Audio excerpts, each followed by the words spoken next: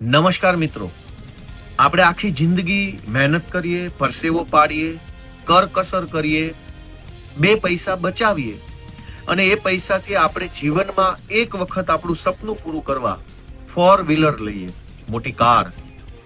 એ વખતે આપણને વિકલ્પ મળે છે કે ડીઝલ વાળી કાર લેવી કે ઇલેક્ટ્રિક કાર લેવી કે પેટ્રોલ વાળી લેવી કે પછી પેટ્રોલ અને ઇલેક્ટ્રિક બંને મિક્સ આવતી હોય એવી લેવી. પણ આપણે એક વખત પેટ્રોલ કાર લીધા પછી એ કારમાં ઇથેનોલ વાળું પેટ્રોલ નખાવવું કે શુદ્ધ પેટ્રોલ નખાવવું એ ઓપ્શન કેમ નથી મળતો? મારી ગાડી છે તો મરજી પણ મારી હોય કે હું મારી ગાડીમાં કયું પેટ્રોલ નખાવીશ. રિલાયન્સના પંપથી નખાવીશ, નયારાથી નખાવીશ, એચપી થી નખાવીશ, કયા પેટ્રોલ પંપેથી કયું પેટ્રોલ નખાવીશ એ ચોઈસ હોવી જોઈએ. અને હમણાં સુધી હતી જ. હમણાં સુધી એવું હતું કે શેલના પેટ્રોલ પંપમાં પ્રીમિયમ પેટ્રોલ આવતું, અમુક જગ્યાએ અનલીડેડ પેટ્રોલ પંપ આવતું હતું, એટલે કે શીશા વગરનું, શીશા વાળું પેટ્રોલ, શીશા વગરનું પેટ્રોલ, પ્રીમિયમ પેટ્રોલ, આ કેટેગરી આવતી હતી. એના અલગ અલગ ચાર્જ હતા. અનલીડેડ નખાવો તો એટલો ચાર્જ, પેલું પ્રીમિયમ નખાવો તો એટલો ચાર્જ. પણ અત્યારે જબરજસ્તીથી ભાજપની સરકાર ઇથેનોલ E20 પેટ્રોલ, એટલે કે પેટ્રોલની અંદર 20% ઇથેનોલ મિલાવટ કરેલું પેટ્રોલ જબરજસ્તીથી દેશની જનતાને આપવામાં આવી રહ્યું છે.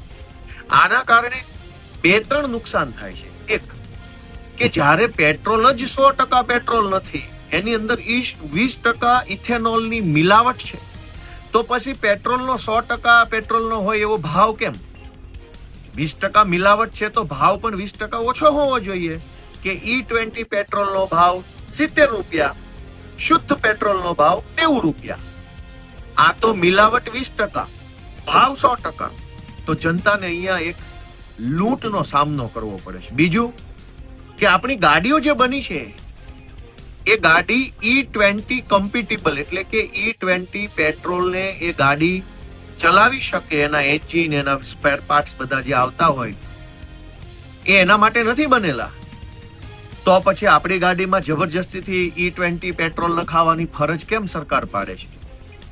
તો આખી જિંદગી મહેનત કરીને, મજૂરી કરીને, કરકસર કરીને, કેટલાય આખા ઘરમાં હોય એટલા લોકોએ પૈસા બચાવીને જીવનમાં એક વખત ફોર વ્હીલર લીધી હોય, એ ફોર વ્હીલરને ભાજપની સરકાર દાદાગીરી કરી, ગુંડાગીરી કરી, જબરજસ્તીથી E20 પેટ્રોલ, ઇથેનોલ મિશ્રિત પેટ્રોલ ભરાવડાવે અને આપણને ઓપ્શન ન આપે. એની સામે દેશમાં એકમાત્ર વ્યક્તિ અરવિંદ કેજરીવાલ લડાઈ લડી રહ્યા છે. અરવિંદ કેજરીવાલ અત્યારે E20 ની દાદાગીરી સામે લડે છે અને એમની માંગણી છે કે પેટ્રોલ પંપ ઉપર 2 પાઇપ હોવી જોઈએ. જે વ્યક્તિએ E20 પેટ્રોલ પુરાવવું હોય તો E20 ભરાવે, જેને શુદ્ધ 100% પેટ્રોલ ભરાવવું હોય એ 100% પેટ્રોલ ભરાવે. આ ઓપ્શન દેશની જનતાને મળવો જોઈએ. આપણે કોઈ હોટલમાં જઈએ તો હોટલ માલિક દાદાગીરી નહીં કરી શકે કે ફરજિયાત રીંગણાનું શાક જ ખાવું પડશે. મારે જે ખાવું હોય તે ખાઈશ અને મારે જે ખાવું છે એનું જેટલું પેમેન્ટ હશે એટલું પેમેન્ટ આપીશ. જેને પેટ્રોલ ભરાવવું છે એ 100% પેટ્રોલ ભરાવશે, એનું પેમેન્ટ આપશે. E20 વાળો E20 ભરાવશે, એનું પેમેન્ટ આપશે. સરકાર કેમ જબરજસ્તી કરે?